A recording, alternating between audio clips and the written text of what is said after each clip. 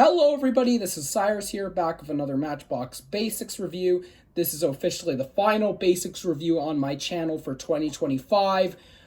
Just want to make this quickly clear that there are 3 other cars that I wanted to feature in this video, but I was not able to find them in stores.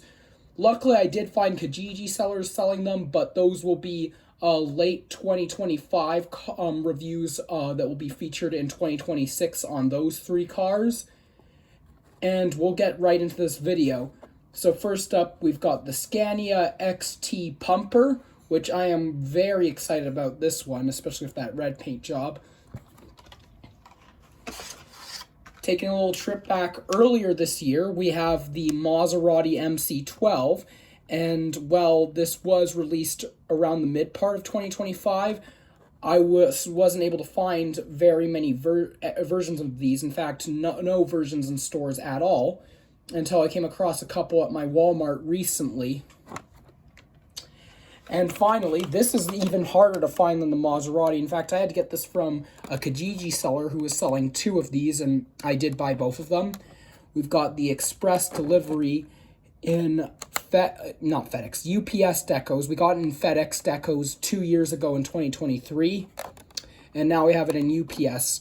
They also did give us a Skybusters cargo plane in UPS, and then they're going to give us the Real Working Rigs box truck in UPS as well. So it appears that for the next 2 years, Matchbox will be on a little bit of a kick with the UPS license. All of that out of the way, let's get right into this video. To kick off, we'll take a look at the Scania XT Pumper. Now, if you like Scania trucks as well as emergency stuff, then this is a piece that I would recommend. Also, if you're really keen on fire engines, I recommend checking out one of my friends on YouTube, Red Trucks. I'll see if I can leave a link in the description to his YouTube channel if you want to check him out.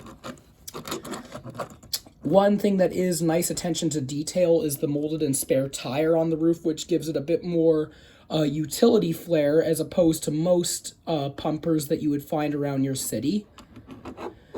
Now, the nozzle on the roof area is likely one of those remote-controlled nozzles, but I'm not quite certain. But there's also some storage boxes, a molded-in ladder, and some hose up there. In addition, there are 2 small molded-in dots for the beacon lights, as well as 2 molded-in air horns. If we look at the side, you can see the cutouts where the black plastic is being used for the roll-up doors, as well as on the rear, along with a little access ladder to get up on top of the truck. All the red you see being used is metal, which is quite nice. So there's a decent amount of metal being used, and it does have some weight. Of course, not too much, seeing as this is a big basics casting and they need to keep the cost down. But still, it's a lot better than having an all-plastic body. Oh yeah, I forgot to point out there's a little molded-in mirror right above the passenger side of the windshield, and one right above the passenger side door as well. Next up, moving on to the Maserati MC12, it is nice to get a race car style Maserati in the basics line. They did very well with the Radical SR3 XXR last year, and this Maserati is no exception. Now, when I first saw its debut deco, I wasn't too sure about the color choices, just due to the fact that the light blue plastic combined with the white paint job makes it seem more like one of those prototype mock-ups they have at the Gathering.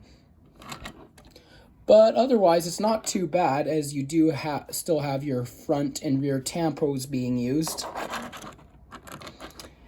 Interesting to note that at the Gathering, they showed the cast, and when the casting was in its resin stages, they showed it with the spoiler part being more what would look like it would be part of the body, but that's actually not the case here.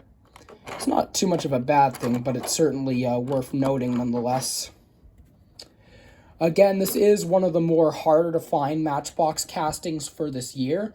However, they will be including it in another Italian Roads 5-pack. Yes, they're coming out with another Italian Roads 5-pack for 2026. And they'll have it in blue on blue. And finally, the one that I am most excited about, the express delivery and FedEx deckos. I did a video showing my whole collection of UPS trucks about a year ago.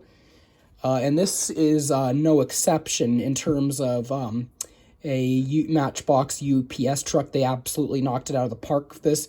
One nitpick that collectors might have is that it does have a plastic body. Obviously, they do that to keep the cost down.